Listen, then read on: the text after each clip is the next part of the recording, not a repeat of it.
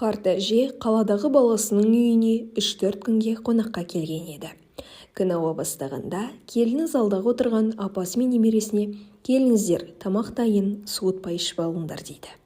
Бала әжесінің әлі отырғанын байқап, «Әжетайым, жүріңіз, тамақ ішейік» дейді. Әжесі ренішті халде, «Үйдің еркегі келмей тұрып, дастарханға отыру дұрыс емес. Қазір әкең келсін, бірге отырып ішеміз» деді. Келіні: «Апа, ол бұрыннан қалған әдет. Қазір қарны ашқан адам дастарханға отырып тамағын жей береді» дейді. Әжесі: «Қызым, адамдардың әдебі ар-намысы болатындай, үйлердің де әдеп тәртібі болады». Бұл сөз өзіне ерсі көрінген немересі мырс күліп: «Әжетайым, үйлердің әдебі қандай болады екен, бізге айтып берсеңізші онда» дейді. Әжесі сөзін бастайды: «Біз кішкентай кезімізде аналарымыздан бұрын әкелеріміздің қасында әдепті болуды үйрендік. Үйде әкеміз, анамыз бар кезде аяғымызды созып отырмаймыз. Және үлкендер сөйлеп жатқан кезде бізге сөз кезегі берілмейінше сөздеріне араласпаймыз. Үлкендер үйге кірген кезде дереу орнымыздан тұрып оларға орын беретін едік. Ешқашан әкемізден бұрын дастархан басына отырмайтын едік. Әкеміз келіп, тамақты бисмиллахпен бастап, «Қане, тамақтан алыңдар» деген кезде ғана бастаймыз. Астан кейін дастархан дұғасын кезектесіп оқитын едік.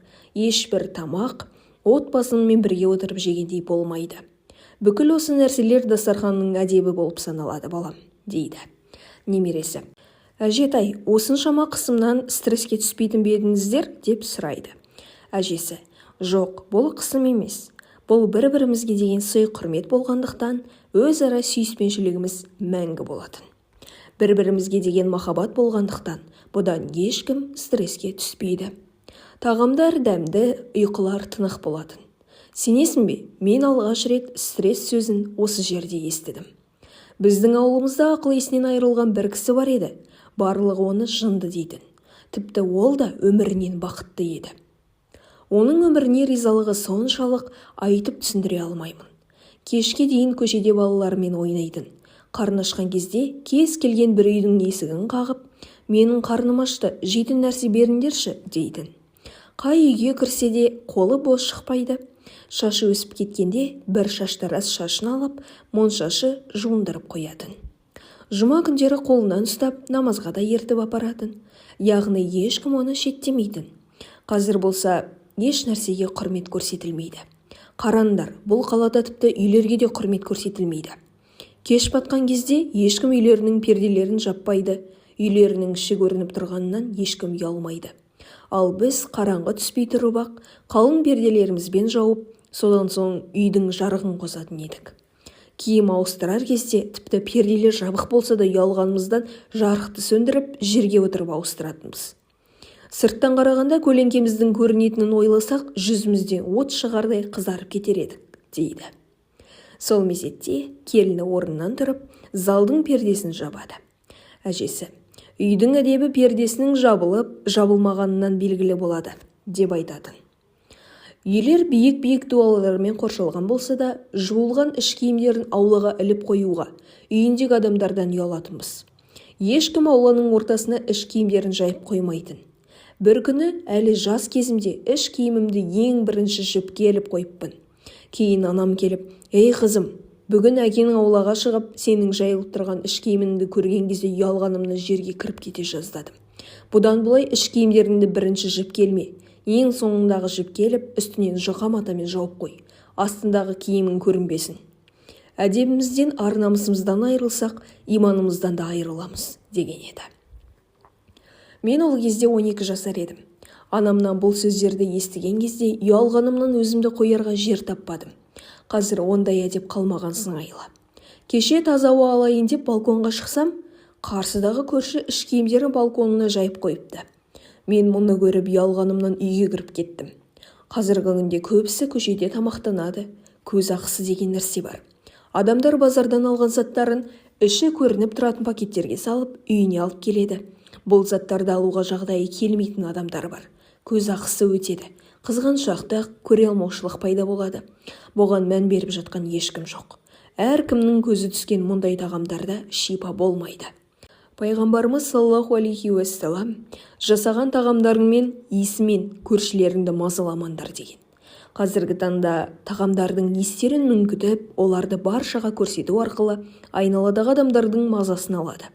Әрине, әлгі желінген тағамдардан азапталады, кейін стресс деп дәрігерлерге барады. Үйдің тағы бір әдебі бар. Ең маңыздысы осы болса керек. Үйдің ішінде болып жатқан ұрыс-керістер, әртүрлі жағдайлар сыртқа шықпауы тиіс. Бұл да үйдің әдептерінің бірі болып саналады. Сондықтан бұрын келеңсіздіктер үйдің ішінде оңай шешілетін еді. Онсыз да сүйікті пайғамбарымыз әсіресе ерлі-зайыптылардың арасында болатын ұрыс-керістерді сыртқа жаюдың үлкен күнә екендігін қаншама рет айтқан. Солай емес пе Айсұлу деп келініне қарайды. Келіні ұялғанынан «Я анашым» деп жауап береді. Немересі: «Әжетайым, қазір Facebook, Instagram деген нәрсе шыққан. Адамдар барған кафелерінде жеген тағамдарын суретке түсіріп, мыңдаған достарына көрсетеді» дейді. Әжесі: «Не деген сұмдық, адам жеген тағамдарын көрсете ме?» дейді. Немересі: «Әжетайым, сосын әрбір әрекеттерін суретке түсіреді, қыдырған жерлерін, жеген тағамдарын, ішкен сусындарын, сатып алған киім-кешектерін де суретке түсіріп, достарымен бөліседі» дейді. Әжесі: «Балам, не айтып тұрсың? Қиямет қайым басталды десеңші» деп көз жастарын сүртіп сөзін жалғастырады. Біз күйеуіміздің жанында жүруге ұялатын едік. Қаншама жесір қалған әйелдер, тұрмыс құра алмаған қыздар бар. Олардың көңіл жараларына тұз баспайық деп, ерімізден бір қадам артта жүретін едік. Қазір ұрыс-керісте, жақсы көру де адамдардың көз алдында болуда. Әрине, құпиялық қалмаған соң адалдық та қалмайды. Үйдің берекесі үлкендерге құрмет көрсетуде. Үйдің әдебі жабылған перделерде, махаббаттың әдебі жасырын болуда. Көздің әдебі көздің қабақтарында.